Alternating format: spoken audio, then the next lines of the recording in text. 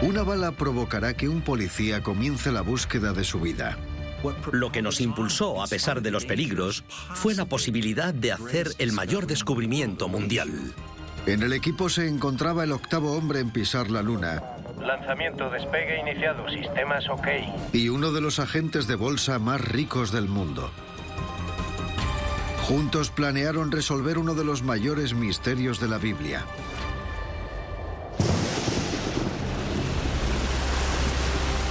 El milagro de la separación de las aguas del Mar Rojo. El cruzar el Mar Rojo fue uno de los mayores milagros del Éxodo. Tuvo que haber sido algo impresionante. Dios, el creador de las aguas y el viento, era el único capaz de hacer tal cosa. Pero hoy en día, para muchos, esta historia no es más que un mito. Los egipcios no tenían pruebas de que los israelitas hubieran estado en Egipto. Encontrar el lugar donde pudieron haber cruzado el Mar Rojo es prácticamente imposible. ¿Pero sería esta historia de la Biblia cierta? Dos investigadores muy distintos intentarán demostrar que Dios sí separó las aguas. Uno es ingeniero de software y cree que la ciencia corrobora el milagro. He demostrado que la historia de la separación de las aguas del Mar Rojo en Éxodo 14 fue un acontecimiento histórico. El otro es un concienzudo policía que busca pistas forenses por todos lados. Dios ha dejado sus huellas en el planeta. Si nos fijamos bien, seguramente encontremos pruebas de lo sucedido.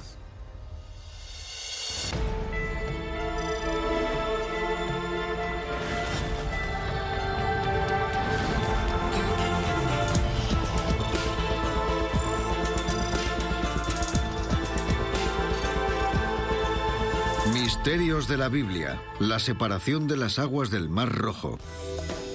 California, 1978. El policía de paisano Bob Cornuke se dedica a investigar escenas de crímenes. No le interesa nada la Biblia, pero eso está a punto de cambiar. Escuché por la radio que había un camión ardiendo en el jardín delantero de alguien y yo estaba a la vuelta de la esquina del lugar. Eso tendría que hacerlo alguien con uniforme, pero lo hice yo. Cornuke se detuvo delante de la casa.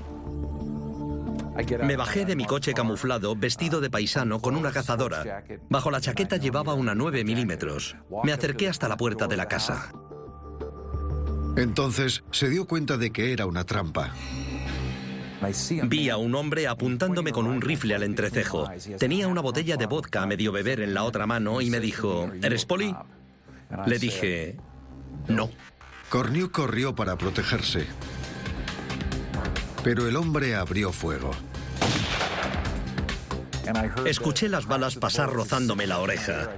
Comuniqué por radio que había un tiroteo. Estuve acorralado durante unas 3 horas.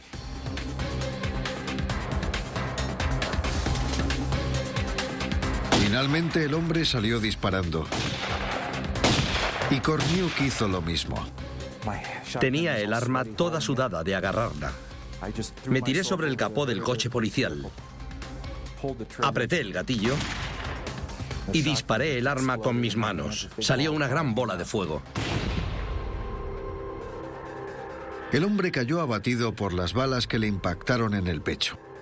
Bob sobrevivió, pero ya nada sería igual. Es complicado de explicar. Fue muy duro pasar por eso. Este fatídico suceso hizo que Cornuke cambiara su vida.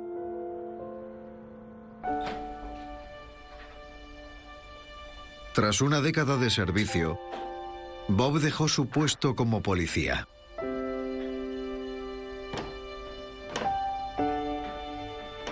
Se trasladó a Colorado en busca de paz y tranquilidad.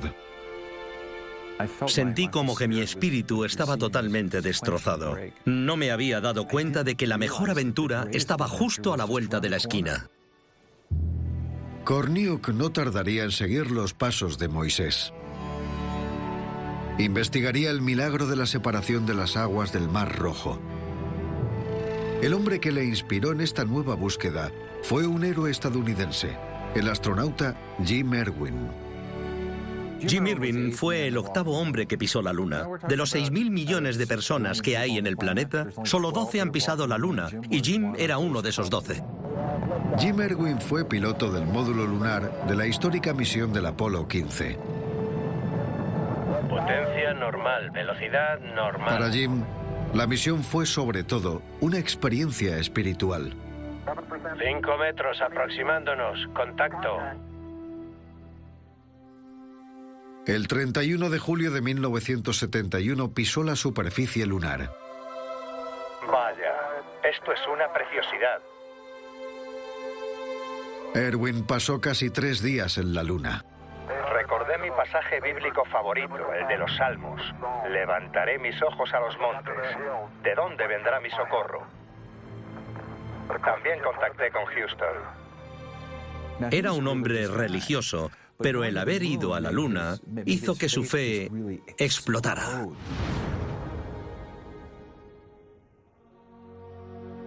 Cuando Irwin volvió a la Tierra, tenía una nueva misión: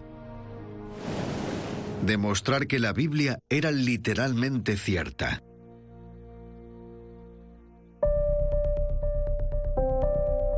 Una década después, pidió ayuda a Corniuk. Aburrido de su tranquila vida, Bob aprovechó la oportunidad. Nuestras vidas se intersectaron en ese momento. Él buscaba localizaciones de la Biblia y yo buscaba aventura. Hacíamos un buen tándem, así que nos lanzamos. Bob usó sus habilidades forenses para investigar el caso más misterioso del mundo: el milagro de la separación de las aguas del Mar Rojo. El milagro del Mar Rojo puede que sea el milagro más espectacular del Antiguo Testamento. El cruce del Mar Rojo es un gran hito de la historia del Éxodo.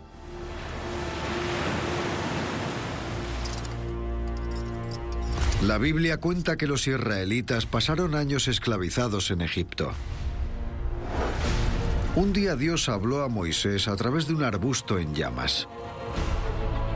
Le dijo que rescatara a su gente.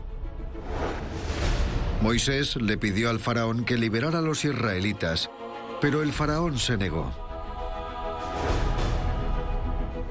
Entonces, Dios mandó las 10 plagas sobre Egipto. Finalmente, el faraón permitió que los israelitas se fueran. Moisés les condujo para salir de Egipto, momento que se conoce como el Éxodo. Días después, el faraón envió a su ejército en su busca.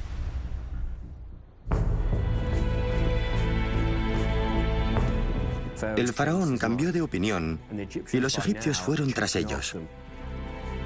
Unos días después de que los israelitas se fueran de Egipto, se encontraron frente al mar y no podían cruzarlo. Los israelitas estaban atrapados entre el gran ejército del faraón y una gran masa de agua.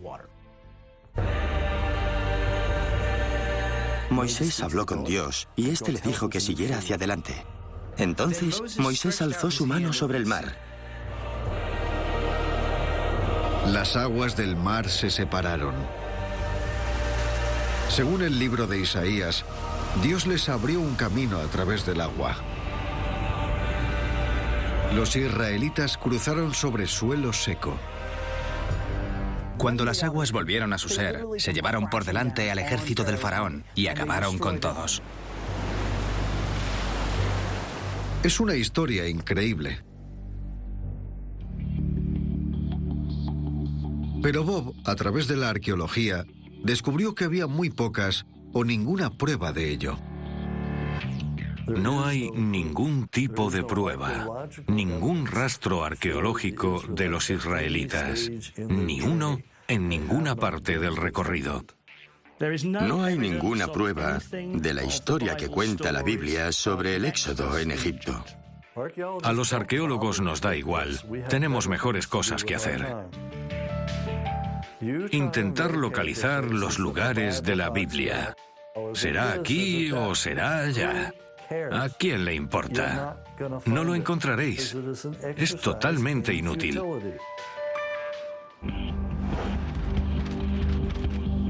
Korniuk y Erwin no estaban de acuerdo.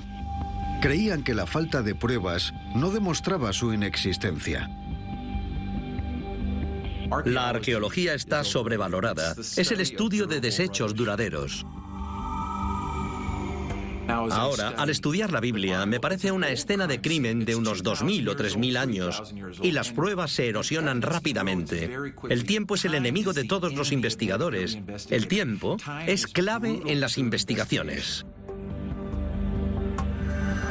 Los amigos decidieron usar la Biblia como guía y buscar alguna prueba en Egipto sobre el terreno. En 1988, Korniuk y Erwin comenzaron la misión. Les acompañaba el multimillonario Larry Williams. Amante de la aventura, decidió financiar el viaje. Buscaban demostrar el milagro de la separación de las aguas del Mar Rojo. Para hacerlo necesitaban determinar la localización exacta de dónde había pasado. El Mar Rojo se extiende desde el Golfo de Adén, al sur, hasta los golfos de Suez y Aqaba, al norte. En teoría, los israelitas podrían haber cruzado casi por cualquier lugar. Afortunadamente, la Biblia contiene varias pistas. El Éxodo es muy específico en cuanto a los lugares por los que pasaron cuando se fueron de Egipto. Primero vivieron en Gosén, luego se reunieron en Sucot y pasaron por un par de sitios más antes de llegar al mar. En realidad, la Biblia nombra una docena de localizaciones en la ruta del Éxodo. Eran muchas más pistas de las que cualquier policía esperaría. Pero había un problema. Los nombres de los lugares no coincidían con ninguna de las localizaciones modernas. Korniuk y su equipo se negaron a abandonar la búsqueda. Los puntos de partida y llegada del Éxodo parecían identificables. Quizá podrían arrojar alguna pista. El texto del Éxodo recoge que los israelitas en Egipto vivían en un lugar frondoso y fértil llamado Goksén. Por lo que dice la Biblia sobre Gosén, se supone que está en el este del delta del Nilo. El lugar por el que cruzaron los israelitas el Mar Rojo depende de la dirección que tomaran tras dejar atrás Goksén. Todo dependía de dónde estuviera el punto final del Éxodo, el monte Sinaí. En la Biblia pone que el punto de comienzo fue Gosén y el último lugar al que llegaron fue una montaña conocida como Sinaí. Entre los dos tuvo lugar el gran momento de la separación de las aguas del Mar Rojo que les permitió cruzarlo.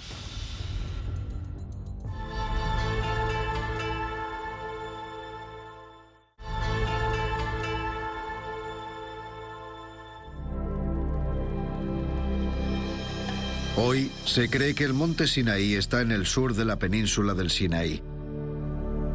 También se le conoce como Jebel Musa o la montaña de Moisés. En el monte Sinaí los israelitas construyeron un altar y 12 columnas de piedra. Allí vivieron durante semanas. El monte Sinaí es el lugar en el que Moisés tuvo el primer encuentro con Dios en un arbusto en llamas. Es la montaña a la que la gente volvía, la de los 10 mandamientos, y donde Moisés le dio a su gente el Torá. Si Goksén estaba al este del delta del Nilo y el monte Sinaí al sur del desierto, entonces los israelitas tendrían que haber cruzado el Mar Rojo por el Golfo de Suez. Pero de momento nadie ha encontrado ni rastro de un camino que atravesara el mar. No hay restos de los carros en el fondo del mar. Korniuk empezó a plantearse que quizá la creencia popular era equivocada. Fuimos al conocido monte Sinaí y decidimos empezar desde allí. Korniuk y su equipo subieron el pico buscando pistas de dónde había podido suceder la separación de las aguas del Mar Rojo. Estaba todo despejado. Salió el sol y hacía un día precioso. No me lo podía creer.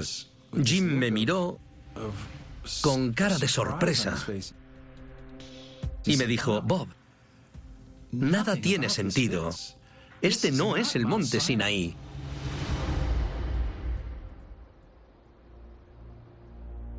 El equipo no vio ni rastro del altar con 12 columnas, ni el oasis necesario para abastecer con comida y agua durante semanas a los miles de israelitas. Era muy sencillo. Aquel no era el monte Sinaí. No había nada que demostrara que aquel era el monte Sinaí. Así que teníamos que buscar en otro lado. Korniuk descubrió que el Jebel Musa se denominó como monte Sinaí cuando hicieron un monasterio allí en el siglo IV después de Cristo. Es decir, más de 1500 años después del Éxodo. Si el verdadero monte Sinaí estaba en otro lado, el paso se habría realizado por otro lugar. Korniuk y su equipo volvieron a recurrir a la Biblia en busca de pistas. El texto del Éxodo estaba claro. El milagro de la separación de las aguas del Mar Rojo tuvo lugar porque los israelitas quedaron atrapados. Dice, encerrados en la tierra, el desierto los había encerrado. Estaban atrapados entre el ejército del faraón y el mar. El equipo examinó las imágenes del satélite de la península del Sinaí. Buscaron cualquier indicio que explicara por qué los israelitas no pudieron escapar del ejército del faraón. Como investigador de la policía, hay que tener la mente abierta y fijarse bien en las pruebas. Hay que dejar que las pruebas hablen por sí solas en vez de hablar nosotros por ellas. En el extremo de la península divisaron algo interesante. Un estrecho de la costa rodeado de montañas. Unas montañas les habían encerrado y eso aparecía en las imágenes por satélite. Delante había un profundo mar y eso también aparecía en las imágenes. El equipo se trasladó al extremo de la península para comprobarlo. Descubrieron una localización conocida como el Estrecho de Tirán. Aquí los israelitas se habrían encontrado atrapados entre las montañas, el mar y el ejército egipcio. Hubiera sido muy fácil que un montón de gente viniera por aquí caminando. La Biblia dice que llegaron hasta el final y dieron la vuelta. Justo aquí dieron la vuelta. Aquí podéis ver la amplia playa que es donde quedaron atrapados. El desierto y el agua les habían dejado encerrados y el faraón que se aproximaba a ellos también les cerraba el cerco. No tenían por dónde escapar. El entorno encajaba con la descripción bíblica, pero el mar no. El Golfo de Aqaba es profundo y escarpado. Sus acantilados son demasiado empinados como para que los israelitas bajaran hasta el mar y lo cruzaran. Korniuk y Williams bucearon en el lugar. La Biblia dice que Dios creó un camino que atravesaba el mar. Si sucedió en este lugar, el camino debería estar aquí.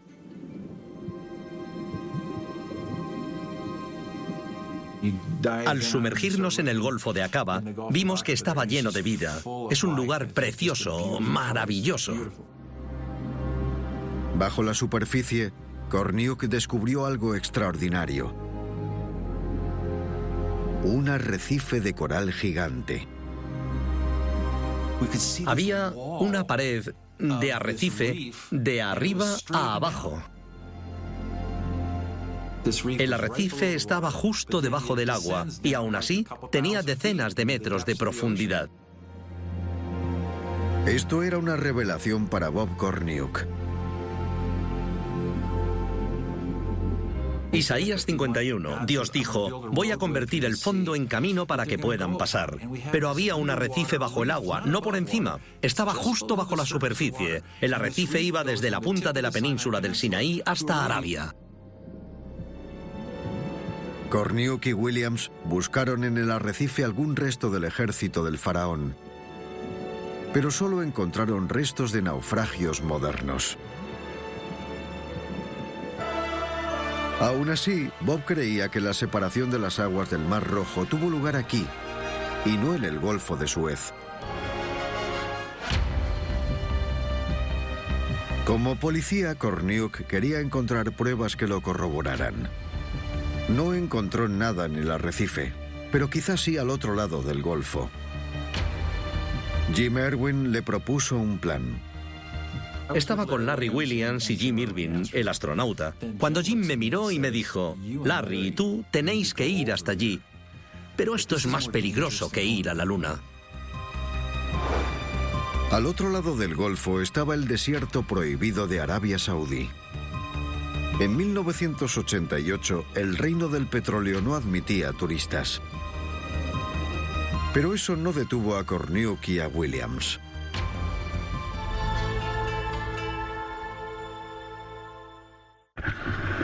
¡Mi territorio es Discovery! Crear un gran motor es como crear un gran perfume. Debes seleccionar los mejores ingredientes. Solo así experimentarás sensaciones que recordarás el resto de tu vida. Peugeot 308 con motores Blue HDI y gasolina PureTech.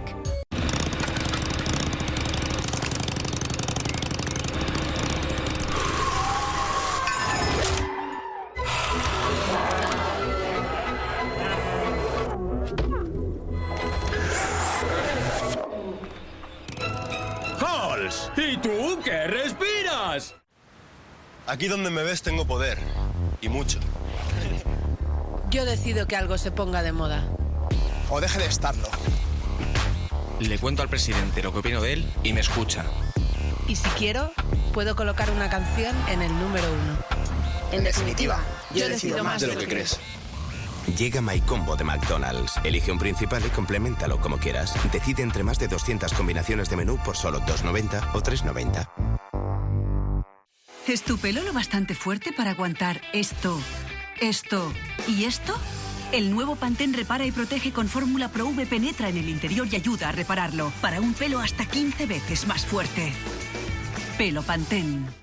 ¿Y tú? ¿Quieres pasar de un pelo bonito a un pelo Pantene? Entra y descubre cómo. En Fénix Directo, tu coche a terceros desde 200 euros y tu moto a terceros desde 114. Llama gratis. 900-111-222. Fénix Directo. Cuando traje a casa Durex Lovers Connect, no sabía qué iba a pensar de mí. Diste en el clavo. Este gel es increíble. Y este gel es fantástico. Y cuando se juntan... Efecto frío para él, calor para ella. Una experiencia increíble juntos. Durex Lovers Connect.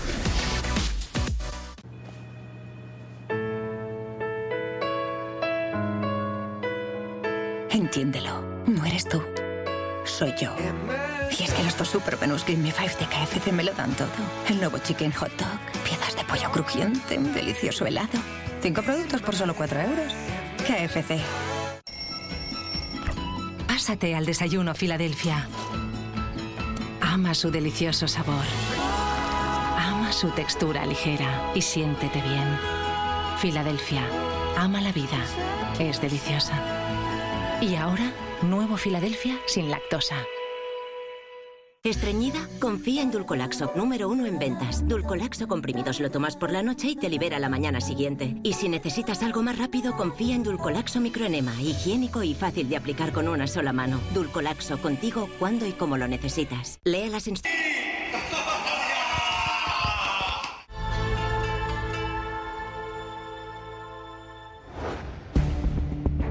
En Colorado, otro detective también estaba investigando el fenómeno de la separación de las aguas del Mar Rojo para intentar desvelar el lugar exacto en el que se produjo.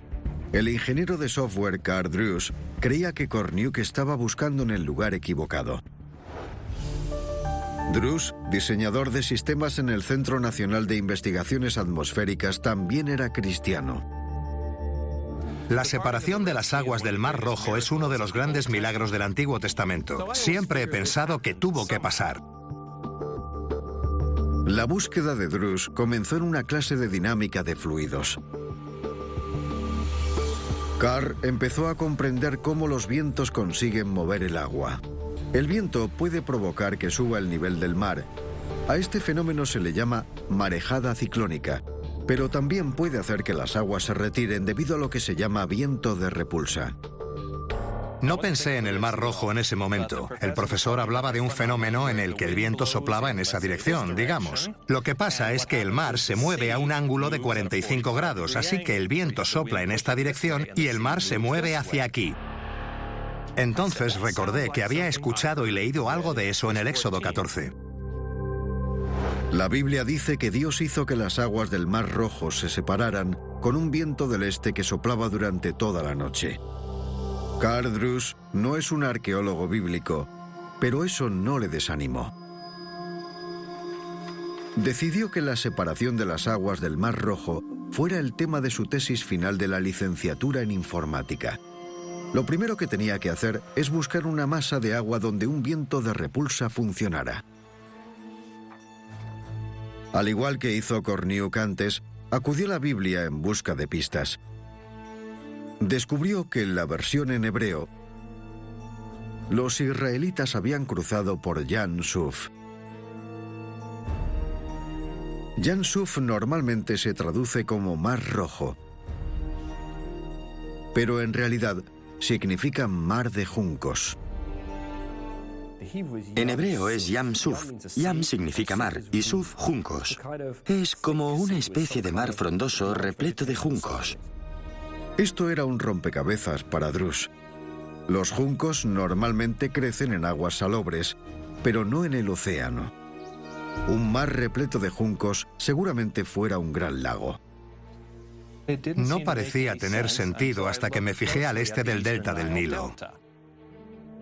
Drews estudió mapas con todo tipo de detalles del delta. Cerca de Gosén, donde los israelitas fueron tras comenzar el éxodo, descubrió un gran lago. Era lo suficientemente grande como para llamarlo mar. El lago Manzala.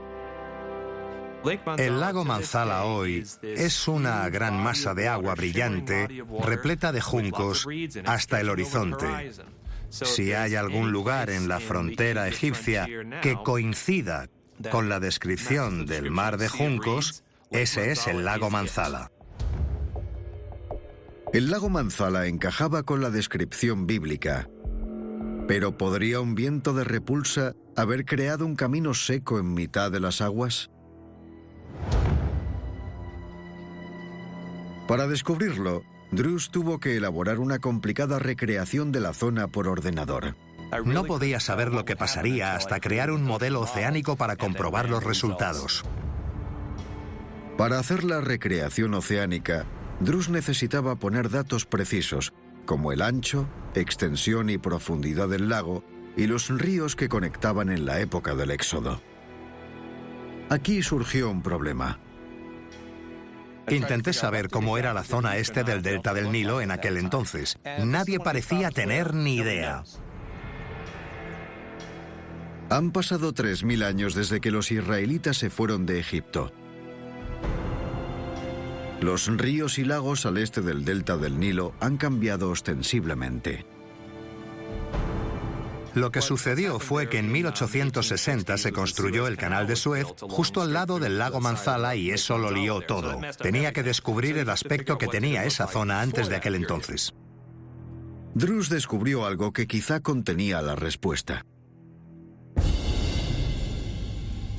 El historiador griego Heródoto escribió sobre sus viajes por la región en el siglo V a.C. Un investigador del siglo XIX recopiló todos estos textos en una obra llamada La Geografía de Heródoto. Drews fue a la biblioteca de la universidad con la esperanza de encontrar una copia. Bajé hasta el sótano, hasta la parte más profunda de la biblioteca, que era el lugar que más me gustaba, y encontré su libro. Me preguntaba qué encontraría. Era un libro antiguo, así que no estaba en buenas condiciones. Pensé que al igual que Indiana Jones, que siempre encontraba un mapa, quizá yo también encontraría uno. Cogí el libro, lo abrí y se cayó un mapa.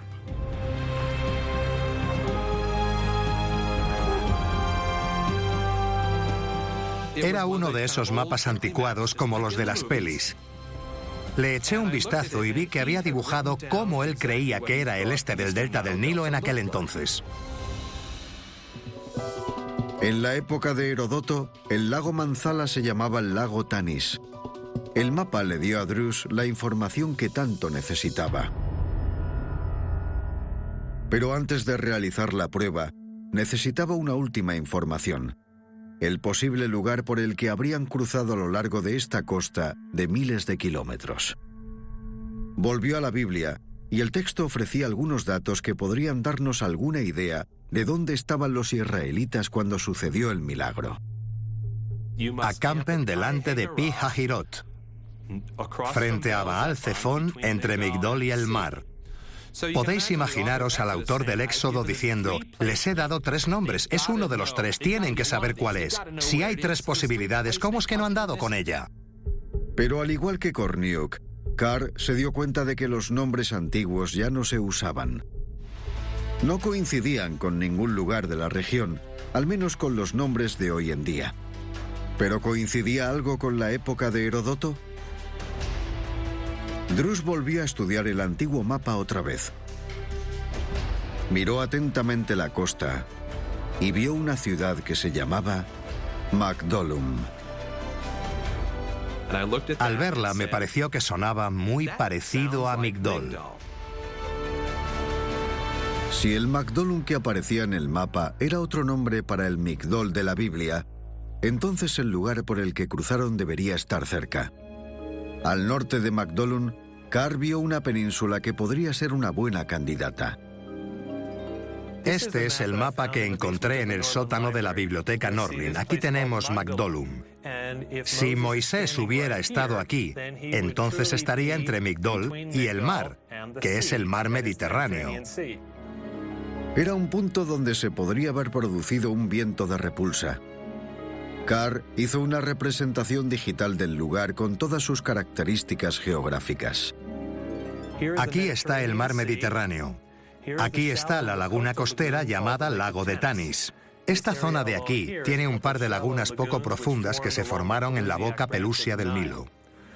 Aquí es donde Moisés y los israelitas quedaron atrapados con agua por 3 lados y el ejército por el oeste. Quedaron atrapados aquí. Aquí podría pasar algo. Si el viento soplara del este, el agua se movería en dirección contraria al viento y se separaría. Moisés y los israelitas escaparían por aquí, y cuando el viento dejó de soplar, el mar volvió a su ser con gran fuerza, ahogando a todo el que estuviera en medio. Pensé, ¿y esto qué? Quizá esto podría funcionar. Era un gran impulso para Carr Drus. Las cosas estaban empezando a coger forma y me empecé a emocionar. ¡Vamos bien, ya lo tengo! Lo único que faltaba era que Drus lo demostrara. Solo hay que sacar cálculos. Se puede decir lo que sea y razonarlo, pero hay un momento en el que hay que sacar cálculos. Tras meses de cálculos, Drus estaba listo para poner a prueba su teoría. Utilizaría su recreación de viento de repulsa en el ordenador de la universidad. Tienen que aparecer resultados negativos y positivos, pero tenía la sensación de que si no conseguía demostrar que Moisés cruzó, no me graduaría. Drus puso en marcha su programa. El primer intento no funcionó. Fue un momento frustrante para el joven científico. En esos momentos, lo mejor era tener fe cristiana.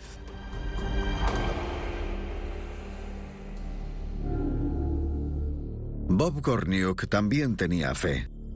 Sabía perfectamente que la traducción de Yam Suf era mar de juncos, pero no tenía paciencia para sugerencias como la del lago que proponía Carr Drus.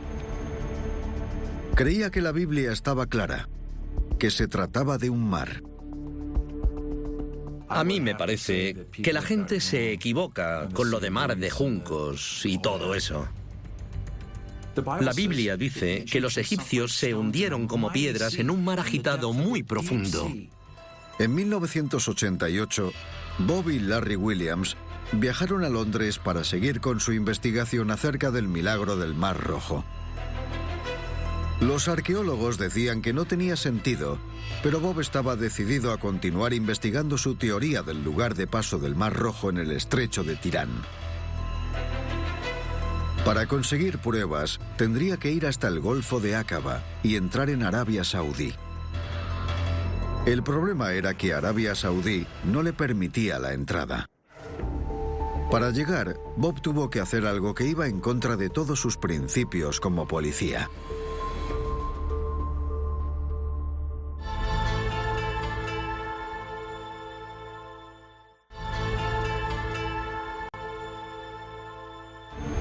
Para conseguir los visados, Corniuk y Williams tuvieron que arriesgarse mucho más de lo deseable. Larry recurrió a un amigo que le dijo que tenía una carta del hijo del rey de Arabia Saudí sobre un antiguo trato de petróleo. Era una carta de hacía tiempo. Corniuk y Williams cogieron el membrete y la firma. Los utilizaron para solicitar a la embajada árabe los visados. Conseguimos la firma, así que teníamos que ir a por todas. Rellenamos algunas letras para que quedaran nítidas y luego lo redujimos, cortamos y pegamos. No tardamos mucho en hacer que pareciera real. El correo electrónico no se utilizaba en 1988. El fax era la manera más común para enviar documentos rápidamente. Para hacer que pareciera que venía de Arabia Saudí, Larry tenía que reprogramar la fecha, la hora y la dirección. Teníamos que ser impecables. La carta parecía verdadera. Era hora de enviar el fax. Corniuk sabía que el plan era peligroso, pero aún así siguieron adelante. Era la última esperanza que les quedaba. En ese momento pensaba que estábamos a punto de hacer el mayor descubrimiento de la historia o nos quedaríamos en una tumba sin nombre en mitad de Arabia Saudí por toda la eternidad. Sorprendentemente, el plan funcionó. Bob Corniuk y Larry Williams consiguieron sus visados. En un par de días estaban de camino a Arabia Saudí.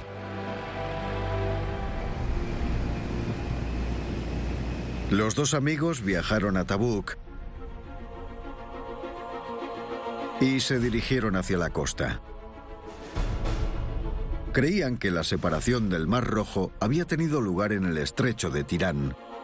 Si tenían razón, los lugares mencionados en el Éxodo en los que los israelitas descansaron tendrían que estar en el lado saudí del Golfo. La primera eran las aguas amargas de Mara. Mara significa amarga. Aquí tuvo lugar el milagro de Moisés. Introdujo su bastón en el agua y el agua dejó de estar amarga para ser agua dulce y potable.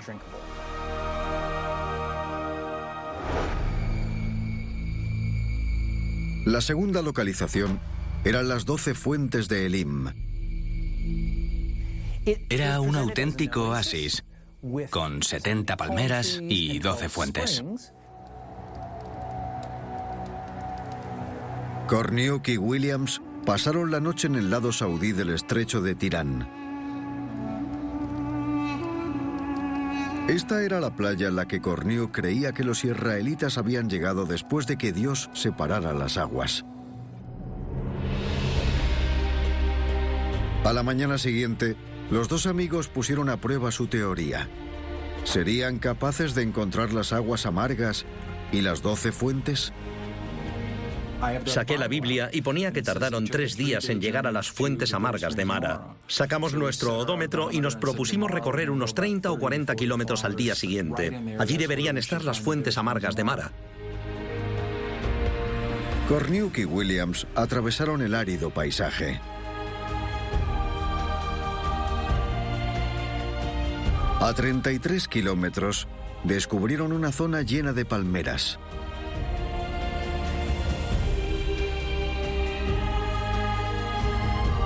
Para comprobarlo, tenían que probar el agua. Estaba tan amarga que el sabor amargo persistió durante 2 días. Fue horrible. Era como si nos hubiera quemado las lenguas. Era agua amarga, así que creímos que podían ser las fuentes de Mara. Korniuk creía haber encontrado la primera prueba que demostraba que los israelitas habían cruzado hacia Arabia Saudí por el estrecho de Tirán. Ahora tenían que encontrar el resto. Las 70 palmeras y las 12 fuentes de Elim. Siguieron conduciendo por la que creían que era la ruta del éxodo. Empezaron a emocionarse al ver que tenían delante un oasis en mitad del desierto. Había palmeras por todos lados. Era una preciosidad de lugar. Descubrieron unas fuentes en mitad de un palmeral. Un oasis en mitad del desierto. Había palmeras por todos lados. Era una preciosidad de lugar. Descubrieron unas fuentes en mitad de un palmeral.